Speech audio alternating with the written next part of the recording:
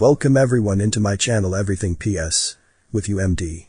If this is your first visit to our channel, make sure to subscribe and turn on the notification button. Don't forget to leave your feedback and your suggestions down below in the comments. This will help me to improve the content of our channel. The crop tool is one of the Photoshop most useful tools, particularly for those of you who take a lot of photographs. You can use it to improve the composition and to straighten crooked photos.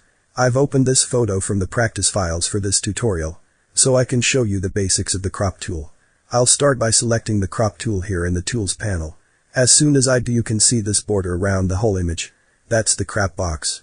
I move my cursor over any of the corners or any of the edges of the crop box and drag to reshape that box. So in this case I might drag it way in to create a very different composition than the original photograph. As you create your crop, Photoshop choose your preview, with the areas to be cramped away shaded in gray. That way you can evaluate what it is you're about to eliminate before you finalize the crop. No, before I finalize this crop, I want to go up to the options bar to show you an important option there, and that is delete cropped pixels. That option is checked by default. I usually like to uncheck that, because when delete cropped pixels is checked, if you finalize the crop and save the image, you permanently delete the cropped away pixels. But with this option unchecked, you can bring back the cropped away pixels at any time. Let's give it a try. I'm going to finalize this crop by going over to the big check mark in the options bar and clicking there. And there are other ways to finalize a crop, but I like this way because it's very simple. So now you can see the photo with the crop applied. Let's say that I'm doing something else with the image, and then I change my mind about the word cropped. At any time I can go back and select the crop tool, and then click on the image again.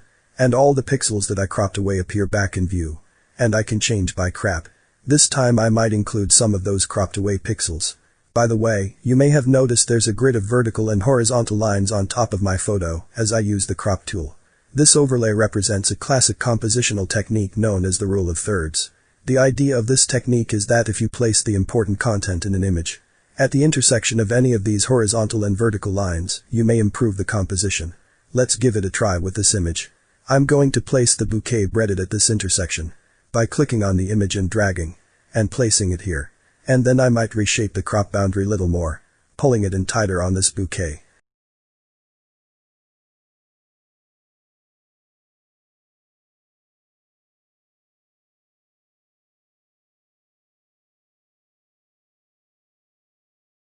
And then I click the check mark. Again I'm going to click on the image with my crop tool to try to fine-tune this crop a little more. I notice this image is a little crooked, especially down here at the table. One of the things you can do with the crop tool is straightening the image. There are a couple of ways you can do that. You either can move your cursor outside of one of the corners and manually trying to drag to straighten the image, and the screen appears that helps you do that. I prefer the automatic method. So I'm going to undo that, Command Z on the Mac and Ctrl Z on the PC. So the image is crooked again. And then I go up to the options bar, and I'm going to use the automatic straighten tool. I could come there to the selected in the options bar for the crop tool. I'm moving to the image, and then I'm going to click along the edge of this table.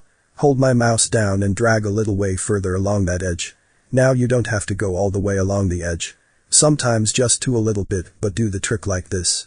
In Photoshop uses your line as a guide to rotate the image so that the contact looks straight. I'm going to fine-tune this crop a little more. Maybe bring up this edge and maybe moving bouquet over bit to put it right in the center. And then I'm going to go up to the options bar and the check mark to finalize my crop. So those are some of the basics of the crop tool. I hope you give these techniques to try to work on your compositions in Photoshop. Here we go, we are done for today. Don't forget to leave your comment down below. I hope you enjoyed it. If the video was helpful for you, to hit on the like button and subscribe. Don't forget to turn the bell button on so you don't miss the next videos. And if you have time to learn more, look at the old videos on the channel. See you in a new video soon. Goodbye.